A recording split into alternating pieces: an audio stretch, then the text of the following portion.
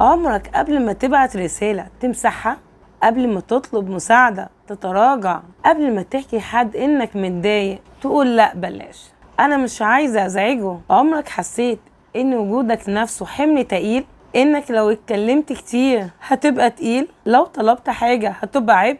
ولو عبرت عن احتياجك الناس هتزهق منك فتفضل ساكت تستحمل وتقول انا كويس وانت من جواك محتاج جدا حد يسمعك. فاحساس انا تقيل على الناس جاي منين؟ وليه ناس بتحس انها عبء حتى وهي بتحاول تكون اخف شخص في الدنيا؟ طب يا دكتور ليه بحس اني بزعج الناس بسهولة؟ غالبا لانك اتعودت ان كل احتياجاتك مش مرحب بيها.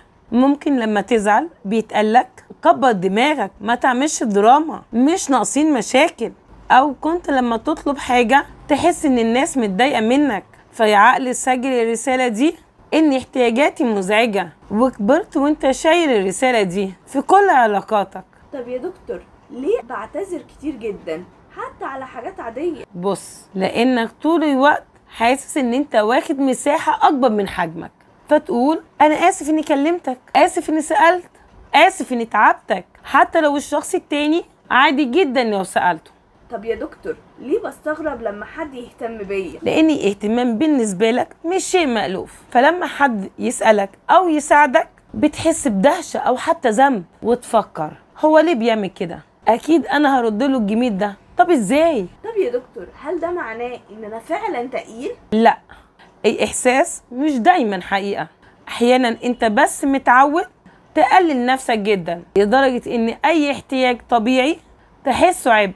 كل البشر بيحتاجوا دعم، اهتمام وسند، وده شيء طبيعي جدا. طب يا دكتور ليه احيانا اختفي لما اتعب؟ لانك مقتنع ان الناس عندها مشاكل اهم منك فتنسحب وتختفي وتقول لما اكون احسن هبقى ارجع.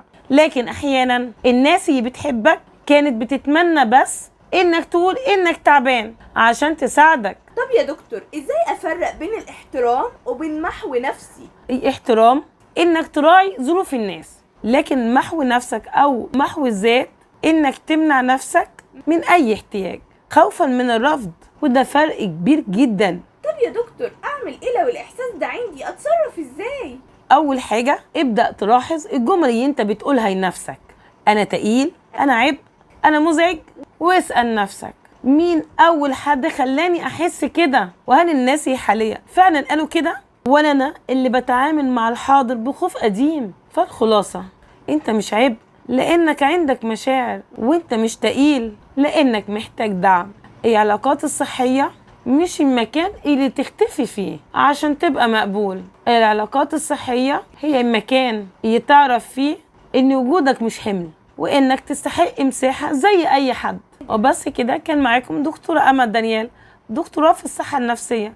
لو عجبكم الفيديو اعملوا لايك واعملوا اشتراك، ولو استفدتوا منه شاركوه مع اصحابكم. سلام.